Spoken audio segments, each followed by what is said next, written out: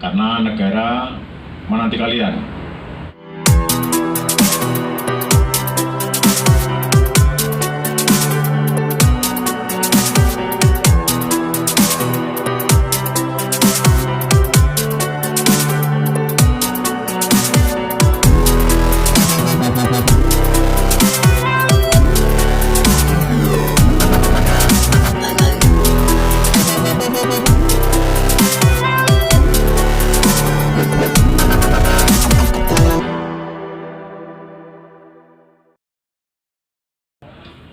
Bismillahirrahmanirrahim. Assalamualaikum warahmatullahi wabarakatuh. Bismillah walhamdulillah wala haula wala quwata illa billah, amma ba'du. Yang terhormat Bapak Kepala Sekolah SMA Diponegoro, dan yang kami hormati para Dewan Guru dan pengajar SMA Diponegoro, dan yang sayangi adik-adik murid baru, siswa baru dari SMA Diponegoro. Puji syukur kehadirat Allah Subhanahu wa Ta'ala, pada siang hari ini kita telah diberikan anugerah kesehatan, umur panjang, dan mudah-mudahan Allah Subhanahu wa Ta'ala selalu memberikan rezeki yang halal buat kita. Dan mudah-mudahan juga apa yang kami sampaikan nanti ini sangat bermanfaat bagi generasi muda yang saat ini akan masuk di Diponegoro, karena negara menanti kalian. SMA Diponegoro ini bukan SMA yang tanda kutip tidak baik atau kualitasnya tidak baik, tapi SMA Diponegoro ini bertujuan untuk mencetak calon-calon pemimpin masa depan.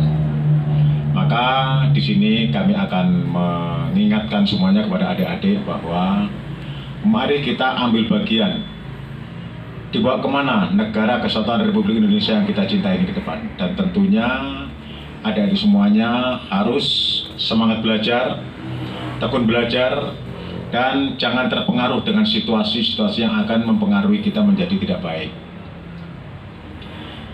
Kemudian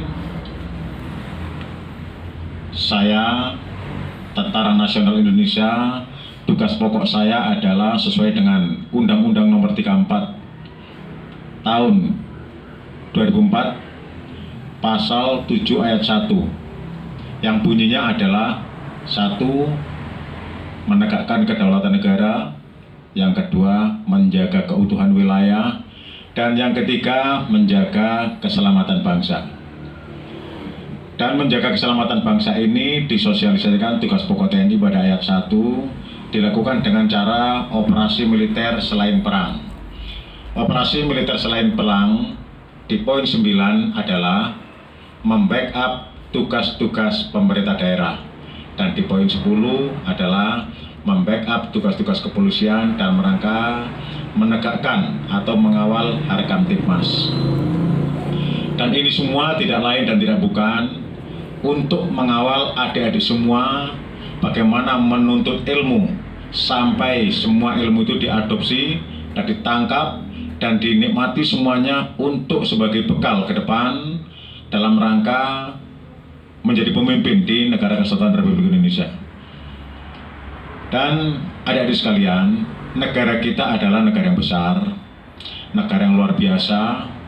Negara kita negara di bawah garis khatulistiwa yang mempunyai sumber daya alam yang sangat luar biasa, manusianya juga luar biasa, dan sumber daya alam baik dari tanah, laut, dan udaranya ini kalau kita kelola dengan benar, adik-adik semangat untuk mengelola dengan benar, memberikan kontribusi dengan benar kepada negara kesatuan Republik Indonesia ini bisa untuk menghidupi negara bangsa Indonesia sampai di 100 tahun ke depan.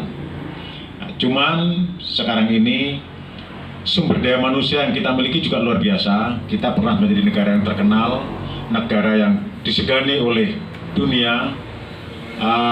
Itu adalah semua pernah dilakukan oleh senior-senior kita, oleh kakak-kakak kita, oleh orang tua kita.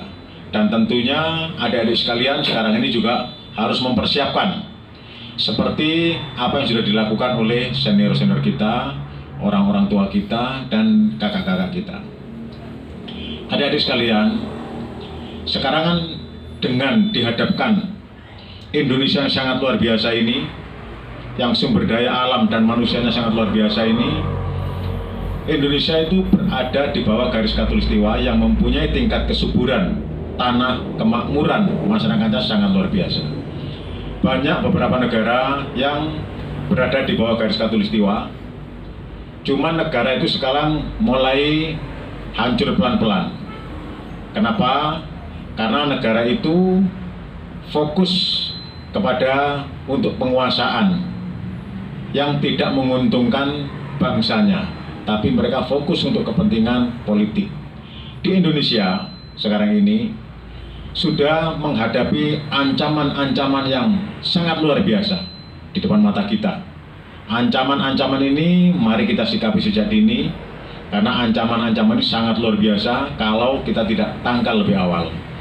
Dan yang terjadi saat ini adalah ancaman yang pertama dengan wabahnya pandemik virus corona. Virus corona ini sangat luar biasa berbahayanya, karena virus corona ini tidak nampak, dan virus corona ini sampai sekarang belum ada obatnya. Untuk itu, adik-adik sekalian, nanti akan ada beberapa hal bagaimana yang kita harus menghadapi virus corona ini agar kita tidak tertular.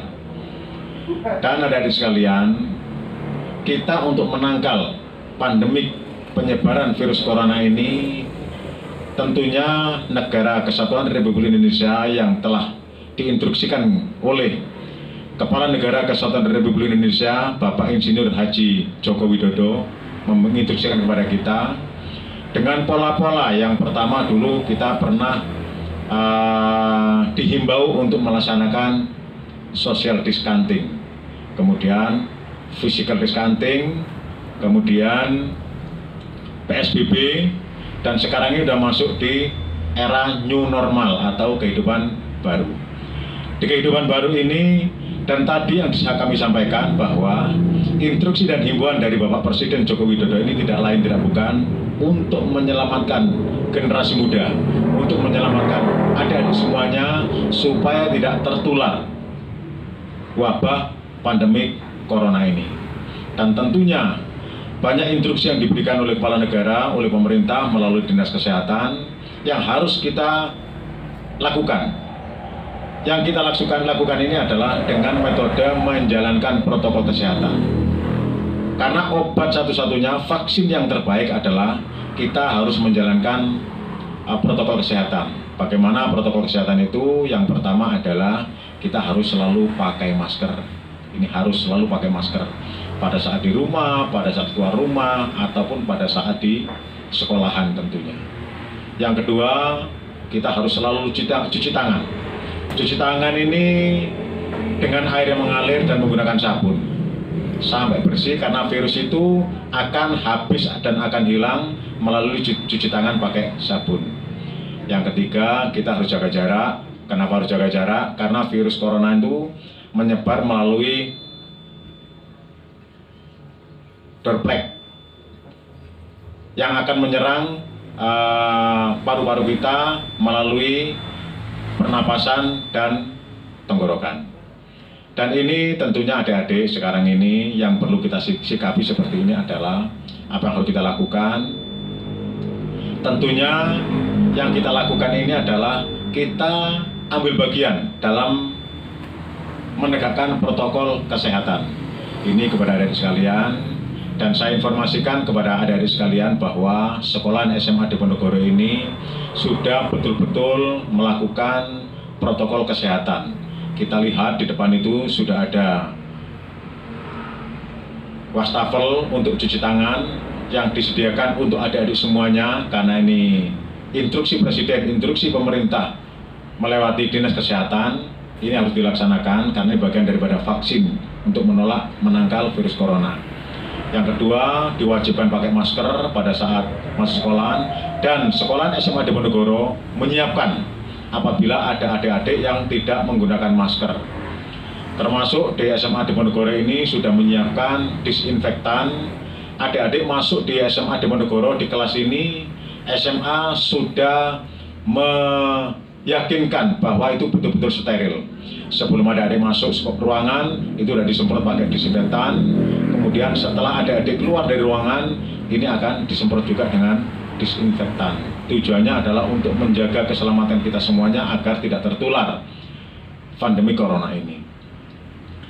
Dan adik-adik sekalian, dari itikat baik SMA Diponegoro ini untuk mencetak generasi muda yang sangat berkualitas, untuk mencetak para pemimpin yang kelak ke depan kalian akan ambil bagian di sana. SMA Diponegoro ini, Bapak dan Ibu gurumu sangat luar biasa dengan tulus ikhlas untuk mentransfer ilmu kepada kalian. Dan tentunya ada yang lebih hebat lagi dari Bapak Ibu gurumu adalah orang tuamu. Orang tuamu kalian sebagai saksi sejarah bagaimana bapak ibumu itu mencari nafkah untuk kepentingan kamu agar bisa makan, untuk kepentingan kamu agar bisa mengenyam pendidikan, mendapatkan ilmu, akan menjadi anak yang betul-betul tawaduk kepada orang tua dan taat kepada negara, taat kepada agama untuk kepentingan kemajuan negara kesatuan Republik Indonesia. Yang paling hebat di sini adalah yang kalian perlu kawal dan perlu hormati jasa-jasanya adalah orang tua kalian.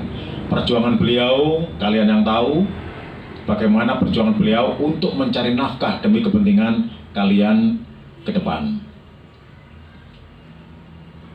Adik-adik sekalian yang saya hormati, ini ancaman yang pertama. Kemudian saya ulangi lagi, adik-adik sudah disiapkan dari sekolahan nanti ketika mau masuk sekolah di sana di pintu gerbang sudah disiapkan termogan. Ada tim-tim khusus yang nanti itu akan mengukur suhu yang ada di badan adik-adik semuanya. Dan tentunya suhu ini sesuai dengan Kemenkes nomor 382 tahun 2020 dan ini diresmikan tanggal bulan 9 kemarin, masih baru, bahwa kepada seluruh bangsa Indonesia ketika suhu badannya dites dengan termogan itu lebih dari 37,3, maka adik-adik ini harus diwaspadai. Artinya diwaspadai ini tidak diizinkan bergabung dengan yang lain. Tentunya akan ditangani oleh sekolahan dan sekolahan akan koordinasi dengan dinas kesehatan. Kemudian apabila adik-adik sakit flu, pilek, tenggorokan sakit, sesak napas, sesak di dada, ini tolong disampaikan, tidak boleh tidak disampaikan. Dan adik-adik tidak boleh bohong apabila adik-adik sakit, karena ini untuk kepentingan menyekat penyebaran virus corona. Dan tentunya adik-adik, itu adalah tadi ancaman pertama yang sekarang kita hadapi. Corona tidak kelihatan dan corona akan menyerang siapa saja yang hidupnya tidak bersih. Kami menghimbau kepada adik-adik yang beragama Islam, jangan putus dengan air wudhu.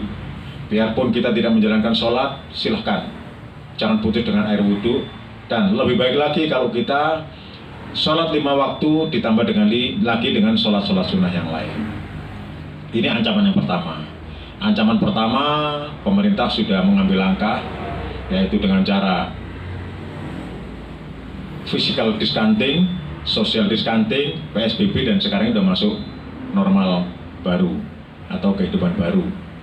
Dan tentunya dengan kehidupan baru ini kita tidak bisa serta-merta seperti yang dulu pada saat belum corona, tetap kita menjalankan yang namanya protokol kesehatan. Ini yang pertama. Yang kedua, negara-negara kaya, negara-negara besar dengan Indonesia ini mempunyai sumber daya alam yang sangat luar biasa dan masih utuh, dan ini masih asli yang ada di Indonesia ini. Indonesia ini bisa diibaratkan seperti gadis cantik. Negara-negara maju sekarang ini pada melirik untuk menguasai gadis cantik ini, untuk menguasai republik ini.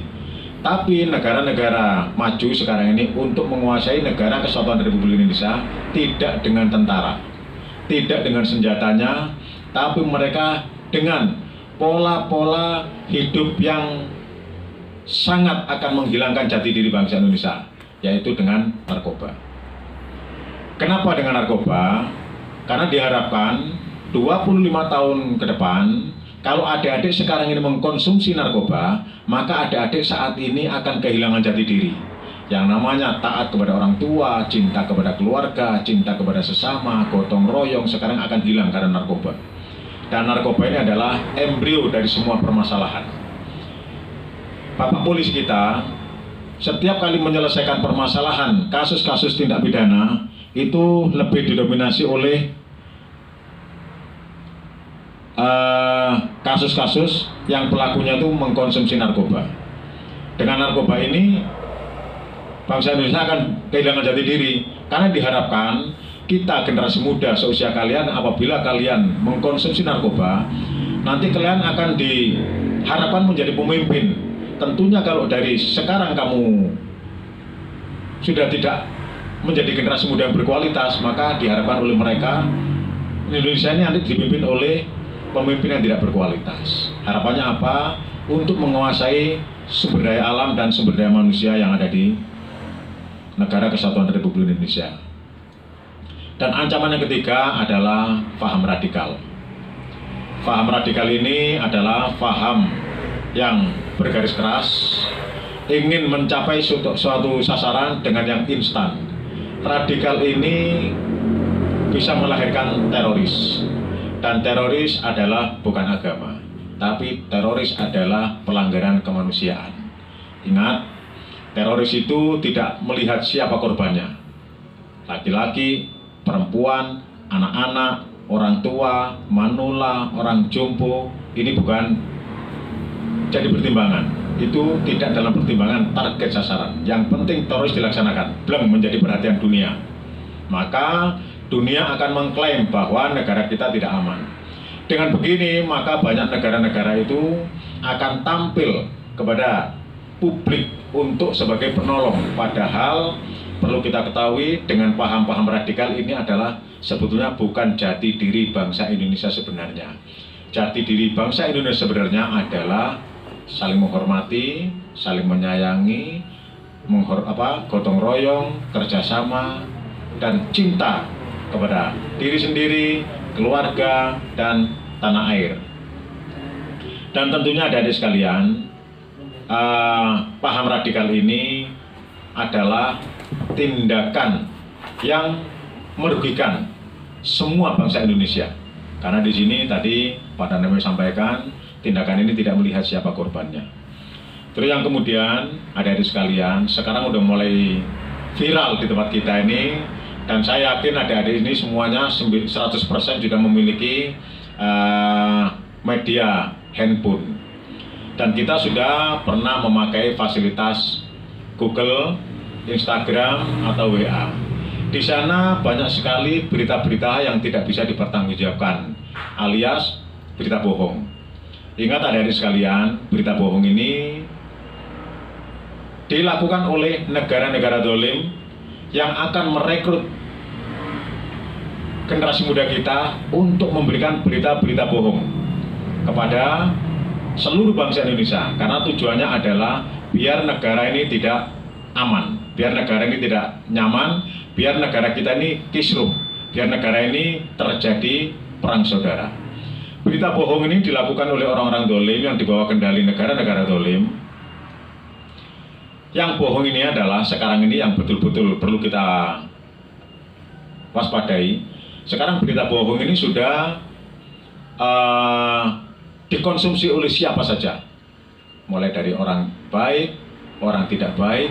Kenapa? Karena berita bohong ini disampaikan secara terus-menerus. Kebohongan ini berulang-ulang secara terus-menerus, sehingga masyarakat kita dan generasi muda kita ini meyakini bahwa berita itu salah.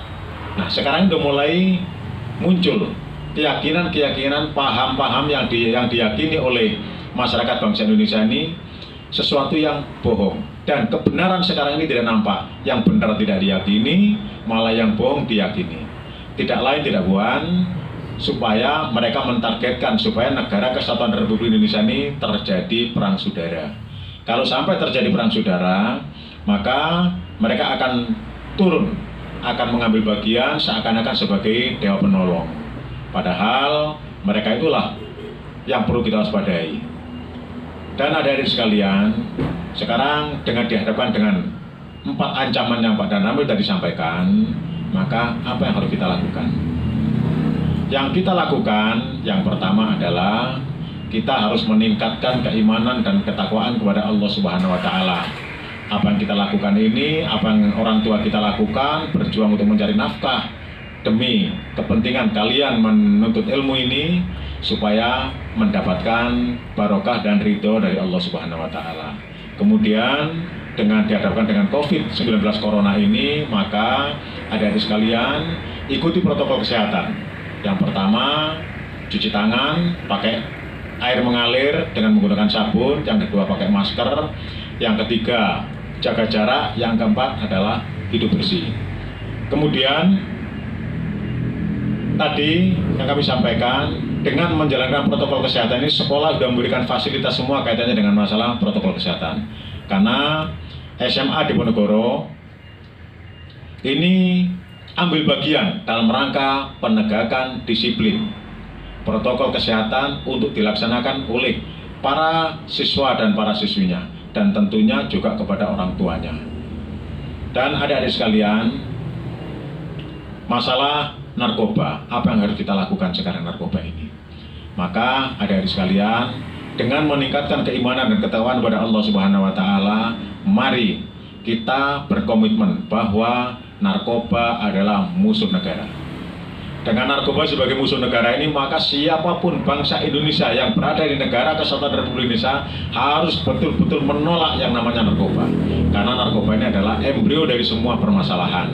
Dan kita hati-hati, banyak orang-orang yang mengincar kepada adik-adik ini supaya menikmati, pertama mencicipi, yang kedua mencicipi lagi, yang ketiga mencicipi lagi, yang berikutnya ketagihan. Nah, diharapkan orang-orang dolim itu generasi muda berharap supaya kalian ini ketagihan, sehingga kalian akan kehilangan jati diri.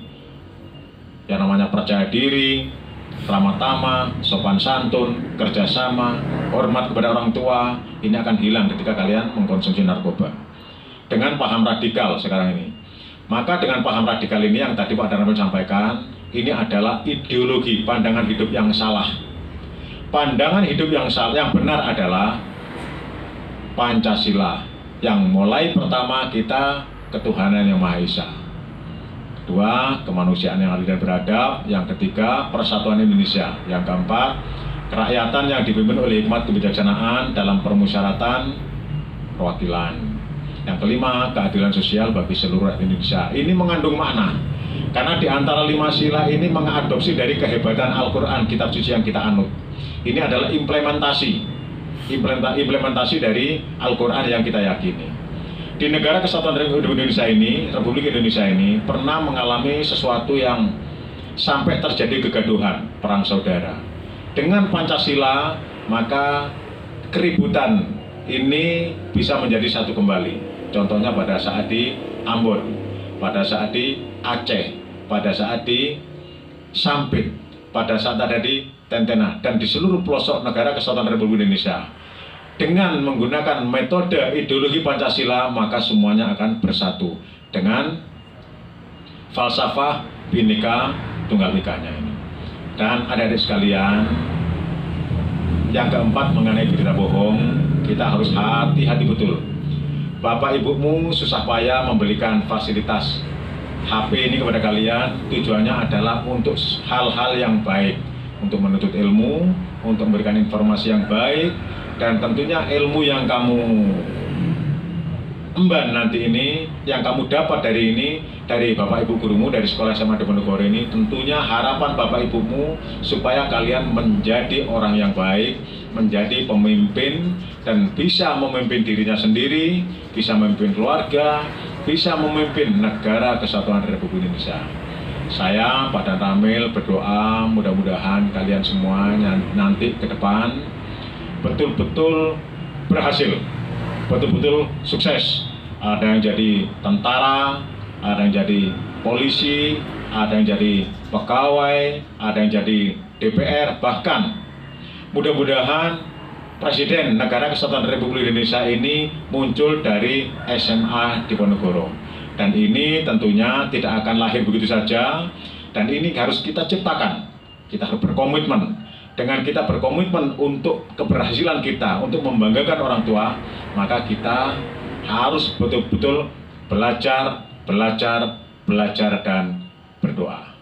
Dan terakhir, saya juga mendoakan mudah-mudahan Bapak Ibumu di rumah diberikan selalu kesehatan, umur panjang, dan rezeki yang halal dan thayyibah untuk kepentingan kalian menuntut ilmu dan mendapatkan ilmu untuk kepentingan ke depan lebih baik. Dan juga Pak Dan Ramil mendoakan mudah-mudahan apabila ada Bapak Ibumu sudah dipanggil oleh Allah Subhanahu wa taala, mati itu anugerah. Mati ini anugerah, dan anugerah ini akan disampaikan kepada siapa saja, akan diberikan kepada siapa saja. Dan tentunya orang dianugerahi kematian ini bukan musibah, tapi ini anugerah. Dan kita yang masih hidup ini mempunyai kewajiban untuk mendoakan beliau, mudah-mudahan beliau ini dimaafkan kesalahan dan diterima amal baiknya. Dan tentunya mudah-mudahan orang tua kalian sudah meninggal dunia selalu berada di sisi Allah Subhanahu wa taala yang kelak ke depan itu berada di surganya Allah Subhanahu wa taala dengan kita semuanya.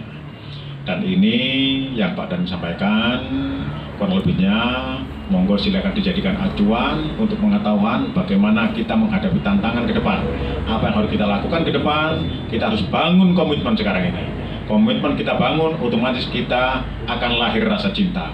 Dan cinta merupakan anugerah, cinta ini adalah segala-galanya. Manusia akan berbahaya kalau tidak punya cinta.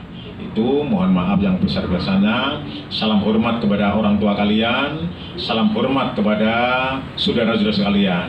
Dan kami juga menyampaikan salam hormat dari Tentara Nasional Indonesia untuk kalian semua yang kita anggap bahwa nanti kalian sebagai generasi muda yang betul-betul kualitas, dan kelak nanti kalian akan menjadi pemimpin di negara Kesatuan Republik Indonesia ini. Wabillahi taufiq hidayah, waridha wal inayah, wassalamualaikum warahmatullahi wabarakatuh.